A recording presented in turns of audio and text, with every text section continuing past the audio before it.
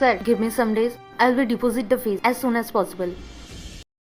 শান্তি, Sir, I will call you later. হ্যাঁ sir বলেন। তুমি কত দূর পড়াশোনা করেছো? স্যার আমি ওই ক্লাস 3 পর্যন্ত লেখাপড়া করছি।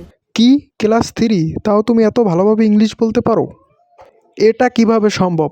স্যার আমি ওই ফোন থেকে শিখছি, ওই ইন্টারনেট আছে না ওইখান থেকে। ওয়াও, খুব ভালো লাগলো তোমার এই স্কিলটা দেখে। এতে কি এমন হয়ে গেছে? কি হবে এত ইংলিশ জেনে? সে তো এখানেই ঝাড়ুদারে কাজ করবে, কোনো জব তো পাবে না। এমন অ্যাটিটিউড দেখাচ্ছে যেন এই অফিসের বড় অফিসার পোস্টে কাজ করে।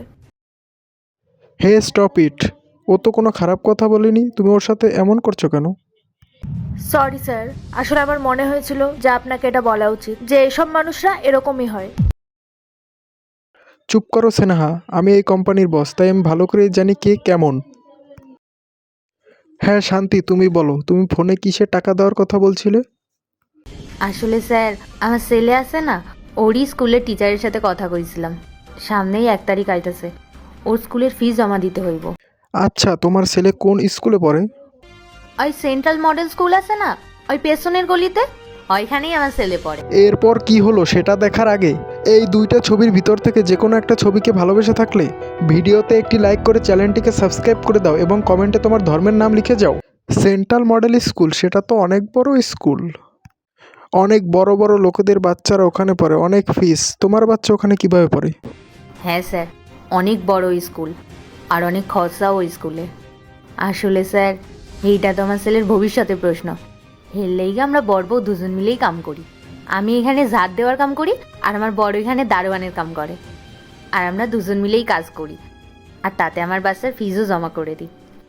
কি বলেন তো স্যার, ছেলের ভবিষ্যতের প্রশ্ন তো।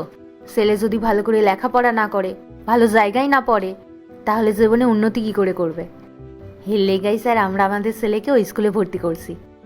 আসলে স্যার আমরা তো আমাদের শখগুলো পূরণ করতে পারি নাই, তাই আমরা চাই আমাদের ছেলে যেন সব স্বপ্ন পূরণ হয়।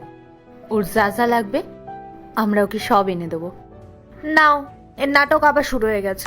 স্যার এরা না এরকমই হয়, এই গরিবগুলো বড় লোকদের ইমোশনাল স্টোরি শুনিয়ে অ্যাট্রাক্ট করার চেষ্টা করে, যাতে এদের এসব কাহিনী শুনে আপনাদের মায়া লাগে আর এই সুযোগে ওরা টাকা কামিয়ে নেয়। আর স্যার আপনার এসব ফালতু কথা শোনার টাইম নেই, আপনি চলুন, মিটিংয়ে লেট হয়ে যাচ্ছে। পরের পার্ট দেখতে চাইলে কমেন্ট করে জানাও।